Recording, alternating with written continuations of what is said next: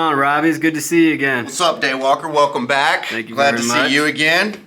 Heard you found some appreciation for the Lincoln cents. That's right. It's about time. That's cool. I'm getting a little short on silver money, so step down to copper. That's part of the appeal of the Lincoln cent series, is that there are some high value big money coins in there, but you can have a lot of fun and knock a lot of it out for a very reasonable price, and you can get some good looking coins while you're doing it. So I think the Lincoln cent is one of the most collected United States coin series. It is very popular. It remains popular year to year, and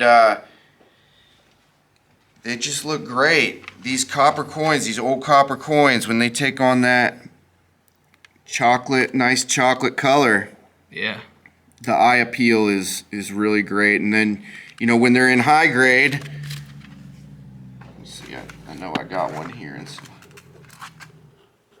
high grade, you get that nice shiny red. Oh yeah. So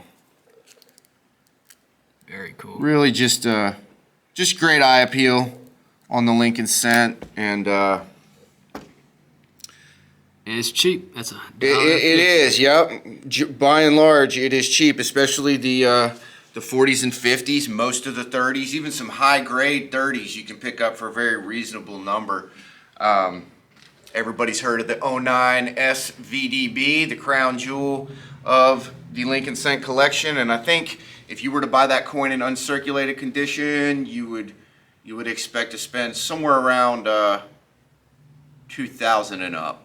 Wow. I think, you know, so even that is not, as far as coins go, 2,000's not. Yeah, that's not bad. Not huge. I saw somewhere online at some point there was a penny for over $250,000 for a single penny. That could have been the 1943 copper, which I think we talked about maybe in one of our previous videos when we were talking about steel cents, the 1943 steel cent. I know that the 43 coppers that have been located have brought some silly money, and yeah, I think there's 10 to 20 known, somewhere in that neighborhood. So wow. So there's different types of Lincoln cents. There's the wheatback, there's the copper version, and there's another version, right? So the wheatback kicked it all off in 1909, and those ran through 1958. And those, with the exception of the 43 steel, those were all made out of copper. Okay.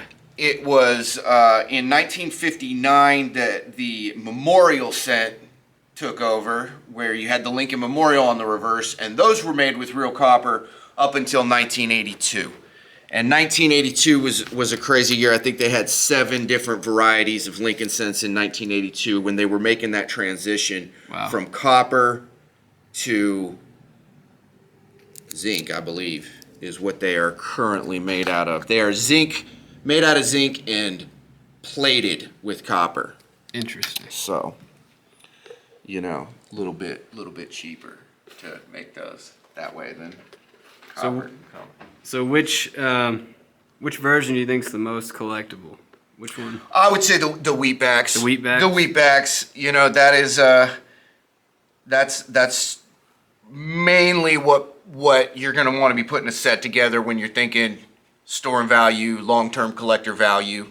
The memorial cents you still pick out a change pretty easily. So those can be fun if you're just putting together a date series and you're using one of these folders like this. Here's a Lincoln Memorial cent folder. So this starts at 59 when the memorial cent started, and it goes through 1998, and it was 82. So here you can see 82. They had they had 7 different varieties of Lincoln cent in 82 when they were making that transition. And then in 2009, they did the 100-year anniversary of the Lincoln cent, and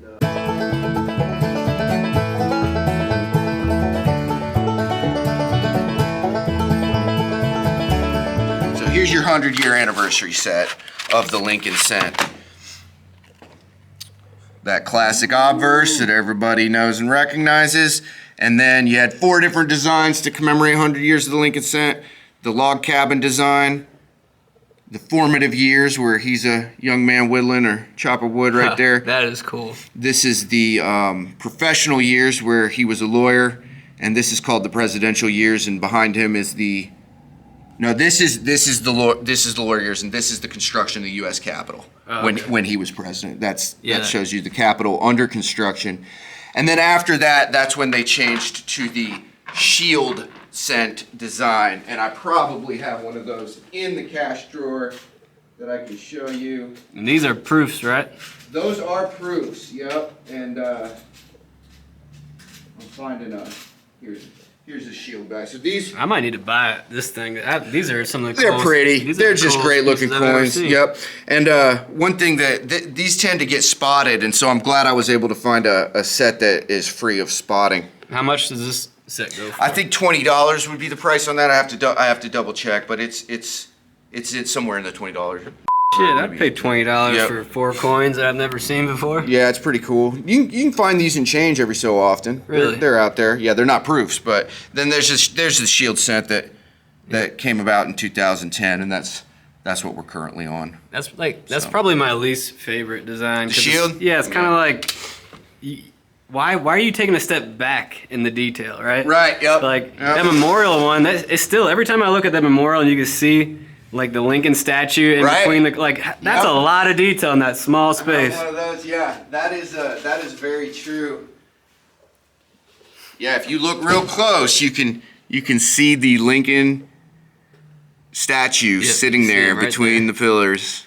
Yeah. And that's wild. And then they just go on and throw some great coin. Stamp on the back of the other one. That is cool. And people what is the most, I know obviously for money wise, for grade, you want the shiny copper, but what's the most desired tone of the pennies? Well, that's up for the collector to decide, really. That's a personal preference thing. People love that nice bright red look of that brand new copper. Yeah. But I mean, personally, I like a nice dark brown, chocolatey tone. I guess you wouldn't really call that toning. It just took that look on over natural life. But you know, they're both offer a different kind of eye appeal, in my opinion. Very cool. That nice deep brown and the shiny red. So are these are these in this book here? Or maybe not. Those are not in that book, but I do have, those would be in this book right here. So you can see here in 09, you've got the birth, the formative years, cool, professional life, and the presidential design. And this book is that's the mintage number right there. That is the mintage number, and that book is designed to give you a Philadelphia and a Denver piece. So if you're looking to collect the series from both mints, you can do that. These are S Mint, San Francisco, where the proofs are made. So you can see that little S under the 2009. But now, did San Francisco only make proofs? During that year, they did. Okay. Yep. Because I've been going through my pennies the past couple of days, and I don't think I found any San Francisco pennies yet. I would have to look. I think San Francisco stopped making coins for regular circulation in the 70s. Okay. I think. And post 70s, they only were doing proof strikes for collector purposes. Sounds like California just catered to the rich. Very cool. Well, I'm definitely going to need to take some of these books home with me. I could probably fill some of them out with my collection. I'm probably going to buy this thing, too. This is cool as hell. Real good looking set there. Phone break. All right. Appreciate y'all giving us some time to take a phone call. We are back. We were talking about this 09 Lincoln proof set out of San Francisco, and I did check the price. Those are $15. Nice. $15. And yeah, I guess we were just talking about all the different varieties of the Lincoln cent and all the different things they've done. We were showing you in the book where the 09 was, and we were talking about our 82 and how they changed from copper to zinc that year, from copper to copper plated zinc, and there's 7 different varieties, and I went and got my 82 variety set. So that shows you each different variety of the 1982 Lincoln cent, which was 7 different pieces, and those are labeled there.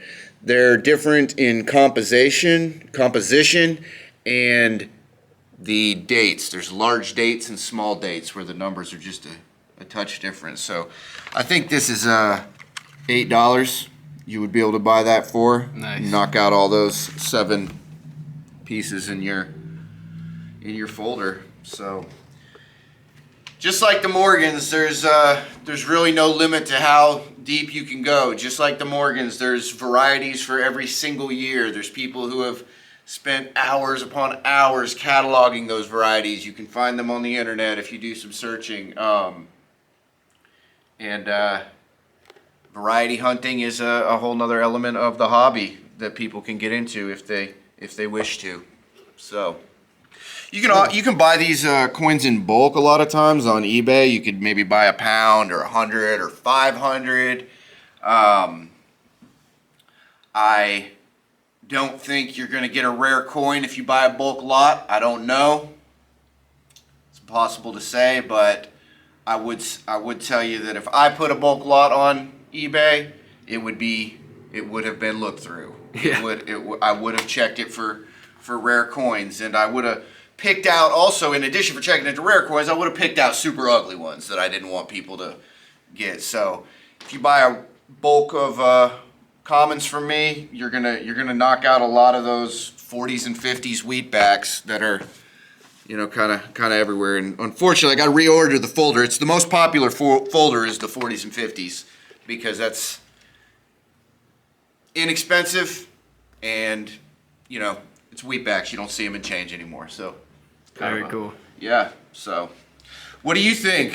Where's your head at with all this stuff? Kicking off your collection. What direction now that you got an idea of everything?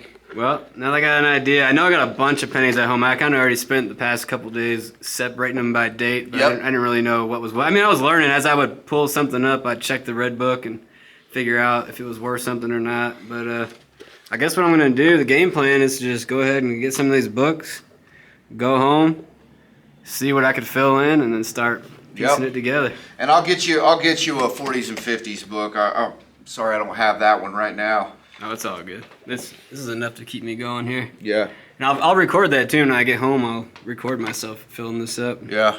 Make that part of the process. So you were mentioning earlier that you wanted to do a little giveaway, get your Google reviews going. We had a little plan for that. I do, I'm fairly new on the scene here, and I want some Google reviews. So I was talking to Daywalker here, and what do we come up with? Here's our giveaway item. It's a nice one too. It's gonna be a rainbow toned. Let's see if we can get some light on that guy. A rainbow toned Prospector round. That thing is cool. So the Prospector round itself is cool. You throw that rainbow toning on there, yeah. My favorite part of this is you can see right down where the water should be, where he's painted for gold. It looks there's a darker tone there, like it's water. Yeah. That is really cool. That is. I didn't even notice that. So yeah, I'm pretty sure our community can help you reach your goals here. So we were thinking if you write a 5-star Google review for Monster Coin in Swannanoa, and you say Monster has the medals, we will enter you into a raffle for this piece. Boom. And that offer is good until Veteran Metals has 2,500 subscribers. Where are you at right now? I think let me get in here. I think as of today we're at 1,600, and we went from. Okay.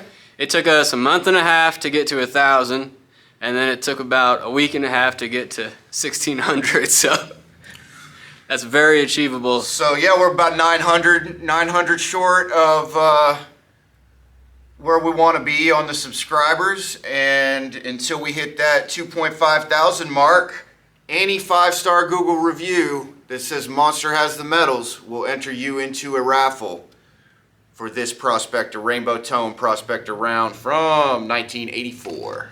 And I want that thing too. Says my name get. You no, by all means, tell your friends. All right. Tell your friends. I'm going home and leaving a review.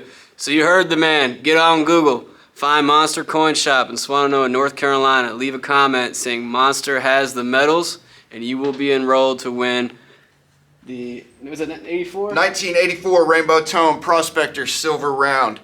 And since we're new here at Monster, and the Google traction is a little bit, it's coming along. We're getting there.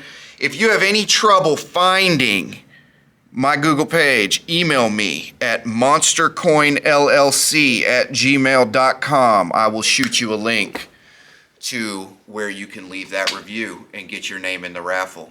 Awesome. And when I just popped in my head right now, I want to do a raffle too when we get to 2,500. So I figure when we get to 2,500 subscribers, I'll come in here and we'll pull your raffle out of the hat, and then we'll turn around and do my raffle out of the hat all in the same video. There we go. We'll do a big old giveaway. There we go. Yep. I'm gonna go home. We're gonna be at 2,500 tonight. So yeah, it's exciting. I love it. Love getting the community involved, and that thing is cool. pretty stoked for whoever ends up getting that piece. All right. Well, I think that's a wrap. That's a start to our penny video. We got a new raffle going on. I got to figure out what I'm gonna give away for my part of the raffle, but. Thank you very much for your time. As always, this was educational and Absolutely entertaining. Love doing it. See you next time. Thank you.